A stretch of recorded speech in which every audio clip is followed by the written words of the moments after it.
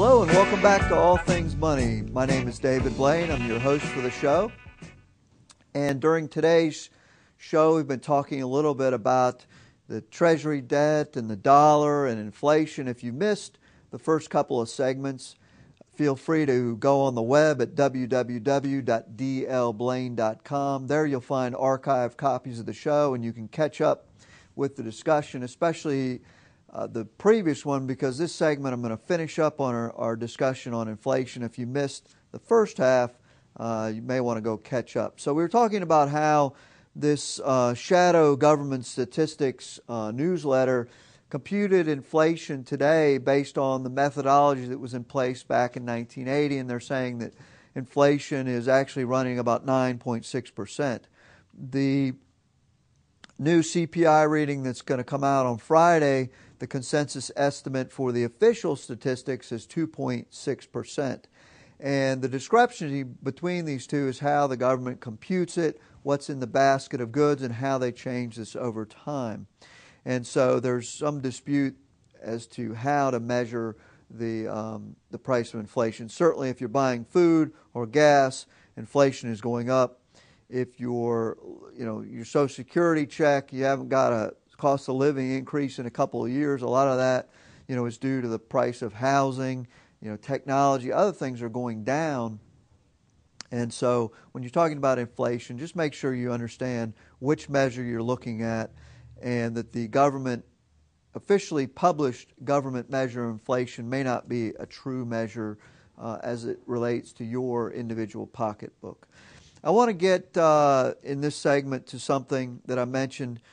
Seth Lipsky, the founding editor of the New York Sun, gave a speech in February at Hillsdale College, National Leadership Seminar in Phoenix, Arizona, about the floating dollar as a threat to property rights. And this is a great little brochure. It comes out in something called Imprimis, a monthly newsletter of Hillsdale College, and it relates to finance, and it talks about the floating dollar. And I thought it would be helpful if we went through some of its highlights here on the show today.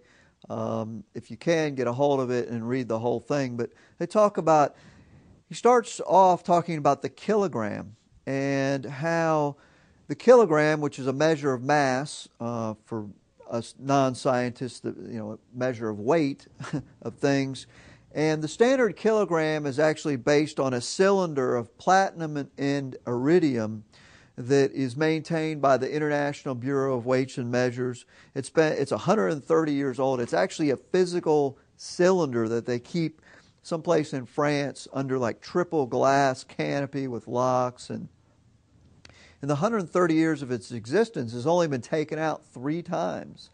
And during those 3 times it's taken out, the scientists have noticed that it's actually losing weight.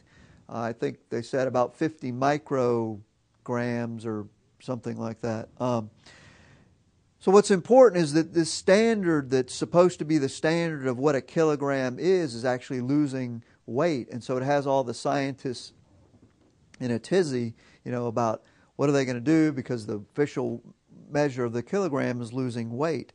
And so this guy, Seth Lipsky, goes on to say, well, what if we just went ahead and let the weight of a kilogram float like the dollar? What if a kilogram was not a kilogram, but that its weight actually varied across time, just like the Federal Reserve, allows the dollar to wait. And there's a lot of satire in this, but there's some great points in it. That he says, well, why should you worry about how much hamburger you get, in a pound of ground beef, as long as it's a pound, and that some PhDs and scientists could vary the weight of the kilogram, and it's no different than the dollar. And so the framers of the Constitution, would have absolutely died if they knew that we had this fiat currency and the dollar was floating. That they established the dollar actually at 371 1/4 grains of pure silver back in the Coinage Act of 1792. And that's how the dollar was established. And incidentally, in that same 1792 dollar, they established the death penalty for debasing the dollar. And so you see how serious the framers of the Constitution were about debasing the dollar and paper currency. At one point, the dollar has collapsed to less than 1/1400th of an ounce, 1,400th of an ounce of gold. Washington himself, George Washington, said that that paper money would inevitably ruin commerce, oppress the honest, and open the door to every species of fraud and injustice. Jefferson called the abuses inevitable, and Madison said that paper money was unconstitutional, for it affects the right of property as much as taking away equal value in land. And so this satirical essay goes on to say that, well, if you can value the very value of the dollar, why not value the weight of the kilogram? And goes on to show how that would be ludicrous, and it would disrupt, commerce, and people wouldn't know how much, things, the weight of something was. And so it is somewhat humorous, but the point is that it illustrates the problems with allowing the dollar to float in value. And I don't have the answer to this question, but it is a question that needs to be addressed, and it's coming to a head, incidentally, by some judges. Some New York State of Appeals judges have actually filed a lawsuit to get a raise, because in the Constitution it states that in order to keep the judiciary separate from the legislative branch, it says that judges are supposed to be independent,